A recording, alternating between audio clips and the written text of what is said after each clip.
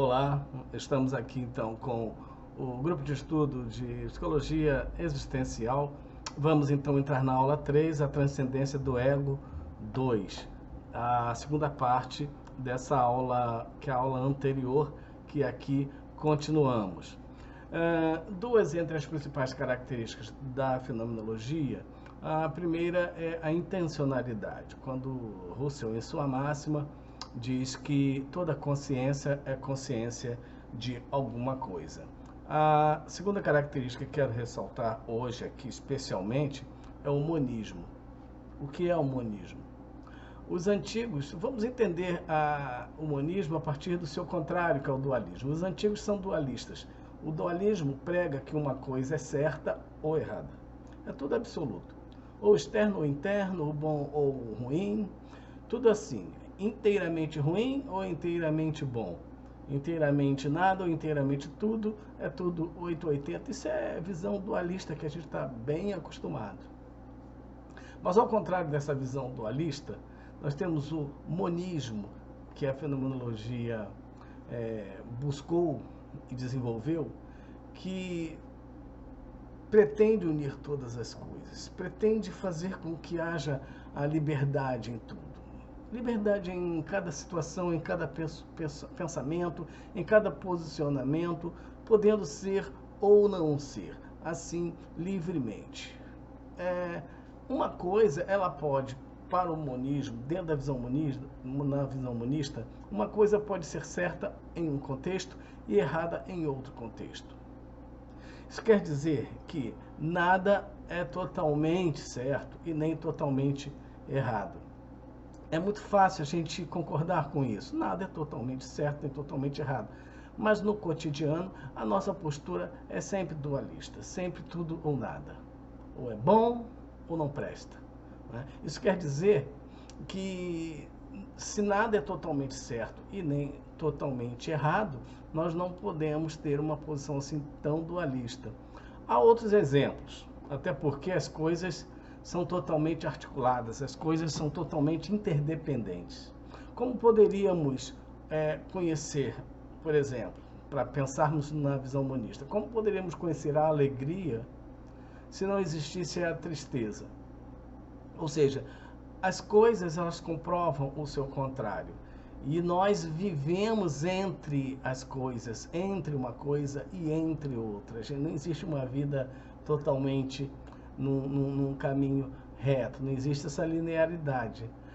A música Certas Coisas, do Nelson Motta, cantada por Lulu Santos, um grande sucesso, diz que não haveria luz se não fosse a escuridão.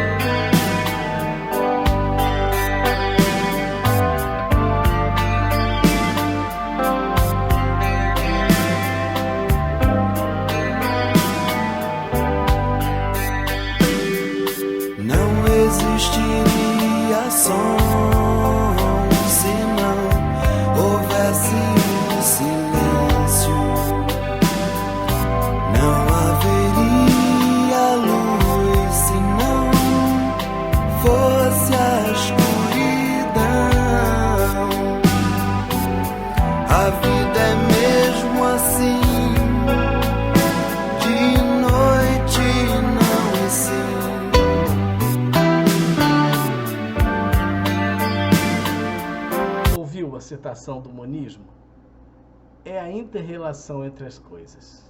A vida é mesmo assim, dia e noite, não e sim.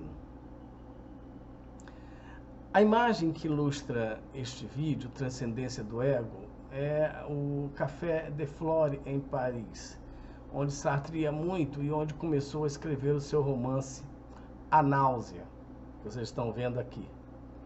Aliás, nós teremos um vídeo só sobre a obra literária de Sartre, e este foi o seu primeiro livro.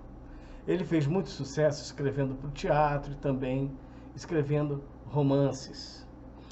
Mas voltemos ao Café de Flore. Sartre nunca morou em casas ou apartamentos. Esta é uma curiosidade sobre ele, porque ele e Simone viajavam muito nunca tiveram filhos e assim achavam mais prático morar em hotel. Embaixo do hotel deles, em Paris, vocês podem ver na imagem, embaixo do hotel tinha um café, tem ainda lá, né? E um café, e Sartre era muito visto nesse café, Café de Flore. Uma mesinha habitual dele, e ele ficava ali observando, pensando, e era servido por garçons, e ele observava bastante esses garçons. Era comum em suas reflexões Sartre se referir às coisas que estavam por perto, aos objetos. Ele usava muitos objetos, as coisas que estavam por perto, como exemplo para explicar a sua filosofia e o seu pensamento. No livro O Ser e o Nada, ele usou suas observações sobre os gestos de um garçom, né, num café para explicar o seu conceito de ser para o outro, conceito que nós também vamos estudar quando estudarmos O Ser e o Nada. E foi nesse café lá em Montparnasse, em Paris, no Café de Montparnasse, foi lá que, tendo na mesa Raymond Aron, que tinha se formado com ele na faculdade, que Sartre começou a delinear o seu existencialismo. Sartre sempre quis uma filosofia de fato do homem, menos abstrata, mais concreta, que falasse diretamente às situações. Aquele grupo ali no café, do mesmo jeito que todos os europeus, estava em um período complicado, naquela época, entre duas das maiores guerras mundiais. Aquele grupo de universitários no Café Montparnasse, com Sartre, Claude Lévi-Strauss, Simone de Beauvoir, Raymond Aron, eles estavam ali pensando muito sobre a Europa, sobre toda aquela situação. E foi precisamente nesse contexto angustiante que surgiu o existencialismo. Mas voltando à mesa do café, Aron tinha voltado de Berlim, onde estudou fenomenologia com Russell. Simone, que também estava com eles, conta que Aron disse: está vendo, Sartre, apontando um copo, se você é da fenomenologia, você pode falar desse coquetel e estará falando de filosofia, mostrando que a fenomenologia se dirige diretamente às coisas que estão diante de nós, sem se perder em abstrações. Sartre adorou ouvir isso. Era exatamente o que ele procurava há muito tempo, falar das coisas reais, e que isto fosse filosofia. Atraído pela fenomenologia, Sartre resolveu passar um ano estudando com Russell em Berlim. Isso foi em 1933. Mas, enfim, quais são os principais fundamentos da fenomenologia? A palavra fenomenologia vem de Phanestai, que significa aquilo que se manifesta, ou aquilo que aparece. Fenomenologia nos leva a conhecer as coisas como elas são, como se manifestam. A diferença é que o nosso conhecimento geralmente se baseia em pensamentos a priorísticos da nossa consciência, dos nossos conhecimentos anteriores, dos nossos julgamentos, das nossas ideias próprias. Nós olhamos uma coisa e julgamos a partir dos nossos pressupostos, e não da coisa em si, e não da maneira que essa coisa surge, se manifesta, se apresenta, como defende a fenomenologia. Nossas opiniões, em geral, são formadas por nossos pressupostos e nossos referenciais, ignorando o que está diante de nós, o fenômeno que está diante de nós, como ele mesmo. E quando a gente fala em fenômeno, nós falamos de qualquer coisa que não somos nós, qualquer coisa que está diante de nós, um acontecimento, por exemplo. Russell lançou mão de duas expressões gregas que caracterizam a postura do observador: noesis e noema. Sendo que noesis caracteriza a atitude do sujeito que observa e julga a partir de si mesmo. Ele olha o fenômeno, qualquer coisa, e projeta sobre o fenômeno o que vai em sua consciência. Ou seja, como se dissesse: as coisas são apenas aquilo que penso delas. As coisas são apenas aquilo que eu conheço a priori delas, ou o que eu posso imaginar sobre elas. O que eu penso da coisa é o que eu julgo, ou o que eu acho que penso. Daqui da minha janela do terceiro andar, olhando para fora, eu vejo uma rodovia. Também vejo dezenas de palmeiras e o mar. Vejo também pessoas passando, automóveis, homens conversando animadamente. Hoje vi homens que conversavam enquanto consertavam alguma coisa na rua. Vi cenas, vi cenários, vi situações de longe, do alto da minha janela. E você aí, onde está? O que você está vendo? Está vendo que cenários, que cenas? Você pode olhar pela janela e você vai ver alguma cena. O que nós podemos dizer de cenas que assistimos do alto de uma janela? Se não ouvimos, se não sabemos, se estamos distantes, mas mesmo assim sempre julgamos, não é mesmo? Isto que é noesis, o que doa significado ao que vê, pois julgamos baseados naquilo que pensamos a priori, ou seja, naquilo que é da nossa consciência, baseados nos referenciais da nossa consciência, firmados em nossa forma subjetiva de ver e entender as coisas, mesmo que seja um entendimento bem distante da verdade. E onde está a verdade? A verdade está em noema. Lembra, nós falamos noesis e noema. Noema é o próprio significado. Noesis é a perspectiva de quem vê e resolve julgar ou doar significado ao que vê. Noema é a perspectiva do objeto, da matéria, do fenômeno. O noema é transcendente à experiência, transcendente ao sujeito. Nós devemos compreender as coisas, os fenômenos, pelo conhecimento, Feynstein, fenomenologia, noema, e não pela consciência, noesis. Consciência aqui, pense sempre em relação a conteúdo do sujeito que julga, experiência referencial dele. É a isso que se refere consciência de noesis. Entendendo que esse conhecimento, o conhecimento fenomenológico é noemático. Para Husserl, é a consciência pura.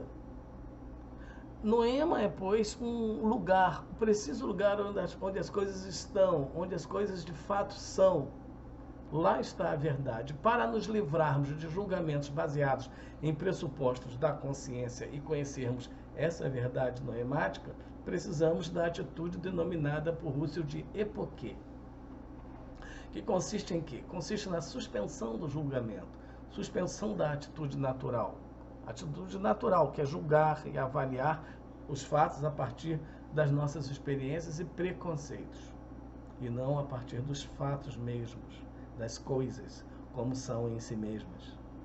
A epoquê pressupõe uma redução fenomenológica, que consiste em colocar entre parênteses todo o conhecimento anterior à situação, acontecimento ou cena, que está diante de nós, mesmo que seja um conhecimento a respeito dela. É assim que alcançamos uma consciência pura, como dizia Husserl. Então, a atitude fenomenológica, transcendental, reflexiva, nos faz olhar as cenas como simples fenômenos, e para ser assim, devemos nos abster de quê? Da interpretação, interrogando mais e afirmando menos. Pergunte mais e afirme menos. Escute mais e fale menos, para alcançar a essência do fenômeno, apreendendo o fenômeno, apreendendo a situação como ela realmente é em si mesma. Na clínica existencial, nós lembramos que colocar entre parênteses, ou seja, fazer a redução fenomenológica, não é descartar. Nós não precisamos, nem devemos descartar dados, informações. Não é? Por exemplo, de uma anamnese, nós temos informações. Mas o que precisamos é nos abster de colocarmos esses dados na frente daquilo que queremos compreender. Os dados, eles não podem toldar, prejudicar a nossa compreensão. As informações, elas podem muitas das vezes distorcer a nossa compreensão. A compreensão da coisa em si mesma, compreende? Sartre dizia: se eu não sei, preciso interrogar. Como interpretar o que não sei? A clínica existencial se dedica à compreensão e não à interpretação. A compreensão é um procedimento de A com B, no encontro. A compreensão é um procedimento de A com B no encontro compreensivo. É um procedimento conjunto. A compreensão entre terapeuta e paciente se dá numa relação autêntica. Nós dizemos que as sessões de terapia existencial são encontros existenciais, verdadeiros encontros. Não é aquela postura de você é o paciente e eu sou o dono do suposto saber que vou dizer a você o que é, o que não é, o que deve ser, o que não serve, o que é normal, o que é anormal. Essa visão é dualista, ela é determinista e a existencial não comunga com ela. Né? Porque a interpretação, né, no caso a mais presente na psicanálise, a interpretação é de A para B. A apreciação aprecia a situação e emite uma resposta interpretativa. Né? Emite uma resposta interpretativa de A para B. Ou uma pergunta interpretativa de A para B. Sabe aquelas perguntas que são afirmações? Aquelas perguntas que não se pretendem perguntas, que elas se pretendem, na verdade, como afirmações? Pois é, Russell dizia que o ego é transcendente na imanência. Então, essa relação entre A e B é uma relação que deve ser de conjunto compreensivo. O transcendente, como vimos, se constitui fora do sujeito. Para voltarmos a pegar a ideia da transcendência do ego, é preciso entendermos, né, que é imanente por pertencer ao fluxo da consciência do sujeito. Transcendente, como contrário de imanente, vai nos mostrar que o imanente é próprio do sujeito e o transcendente é aquilo que o sujeito encontra fora dele mesmo. Né? E aí que entra essa conceituação que às vezes é um pouco complicada de entender, que diz o seguinte: o ego, ele é imanente e transcendente ao mesmo tempo. O ego é transcendente na imanência. Ele é transcendente porque, como vimos, se constitui fora do sujeito, e ele é imanente por pertencer ao fluxo da consciência do sujeito. Imanente, o que é próprio. Por exemplo, certos atributos são imanentes a você, são seus componentes. Assim, o ego é imanente e, ao mesmo tempo, transcendente. Uma das primeiras criações de Sartre foi o livro Transcendência do Ego. E podemos fechar essa questão dizendo que a transcendência do ego é essa propriedade de algo que é próprio de um sujeito se constituir fora dele. Tudo o que viso é mundo transcendente, em alguma dispersão ou intencionalmente.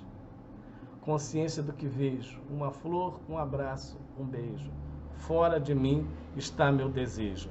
Uma referência do Sartre que coloca que só nos encontramos de verdade fora de nós. Primeiramente, o mundo não tem sentido, o mundo não tem um sentido próprio. E nós não nascemos com um projeto de vida pronto. Tudo isso nós buscamos. Essa que é a ideia da existência do existencialismo, é esse movimento, a busca de um projeto de vida que é a resposta de para onde eu quero ir, o que eu quero que aconteça comigo, o que eu tenho que buscar, quem eu quero ser. Fora de mim está meu desejo. Essa referência do Sartre coloca que só nos encontramos de verdade fora de nós mesmos. Nós é que temos que criar um sentido para a nossa existência. O sentido de cada um é cada um que busca na sua vida, na sua existência, no mundo. Coisas entre as coisas, pessoas entre as pessoas. é a transcendência do nosso eu. Um abraço, deixem registradas aqui sua presença e as suas dúvidas, porque eu respondo tudo. Tchau.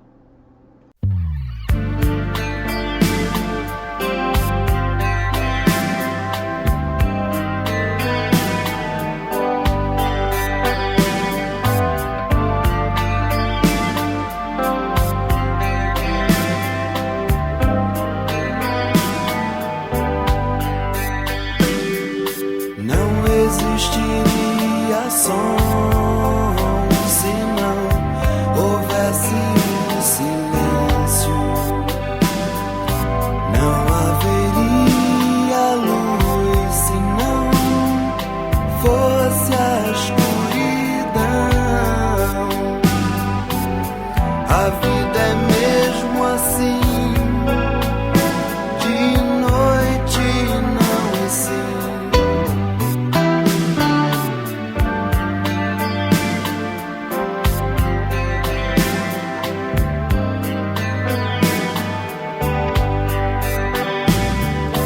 Cada voz que tanto amor não diz tudo o que quer dizer. Tudo que cala fala mais alto ao coração. Silenciosamente eu te falo com paixão. Eu te amo calado, como quem ouve uma sinfonia de silêncios e de luz.